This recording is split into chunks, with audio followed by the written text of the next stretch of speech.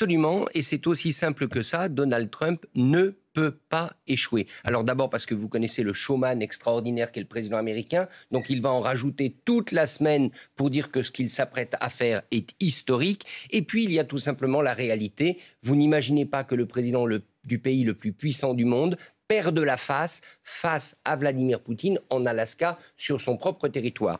Donc il y a la communication qui va nous donner les choses suivantes. Vous pouvez en être sûr. Ce sera un succès diplomatique pour Trump face à la Russie. Ce sera un succès géopolitique puisqu'il aura enfin ouvert les négociations sur un cessez-le-feu en Ukraine et peut-être une paix durable. Et ce sera un succès politique puisque Trump, qui vient de présider à la signature d'un accord de paix entre l'Azerbaïdjan et l'Arménie, eh bien Trump, le faiseur de paix, il veut à tout prix tenir cette promesse qu'il a faite à ses électeurs MAGA, c'est-à-dire la paix prochaine en Ukraine. Impossible d'échouer, dites-vous, sauf que Vladimir Poutine semble le mieux armé. Alors d'abord, on ne sait pas complètement ce qui est sur la table. On a eu quelques fuites. Il y a eu une réunion à Londres ce week-end en présence du vice-président américain J.D. Vance. Il y a aujourd'hui, comme vous l'avez dit, une réunion des ministres des Affaires étrangères de l'Union européenne.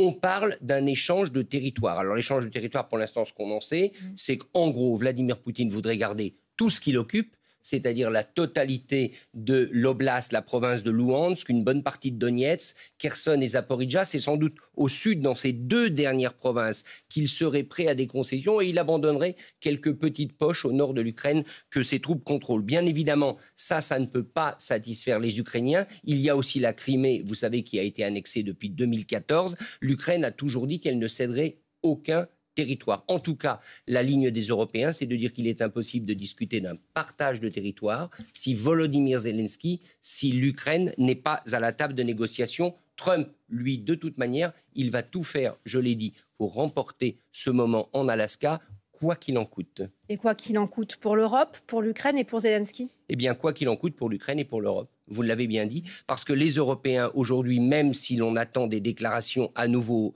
ce lundi, même si le chancelier allemand Friedrich Merz, on l'a vu, demande la présence de Zelensky en Alaska, eh bien, ils n'ont pas de carte en main. En tout cas, ils n'en ont pas beaucoup. Or, vous savez qu'avec Trump, il l'avait dit le 28 février directement à Zelensky, si vous n'avez pas les cartes, c'est même pas la peine de jouer. Alors quand même, il y a deux cartes que l'Union européenne pourrait brandir. La première, c'est celle d'oser confronter Donald Trump, après tout, oser la crise. Et ça sera compliqué. On a bien vu au sommet de l'OTAN récent qu'il préfère accepter et payer. La deuxième, c'est que c'est quand même entre les mains des Européens qu'est l'avenir de l'Ukraine. C'est les Européens qui payent les armes américaine à l'Ukraine, et c'est les Européens qui peuvent ouvrir une perspective politique à ce pays à travers l'intégration dans l'Union européenne. Est-ce que ça va suffire ? Ça, c'est absolument pas sûr, d'autant que quand même, il faut le dire, il y a une certaine ironie, voire un certain cynisme de quelques dirigeants européens, les plus atlantistes. Au fond, ils parlent, mais ils aimeraient bien que Trump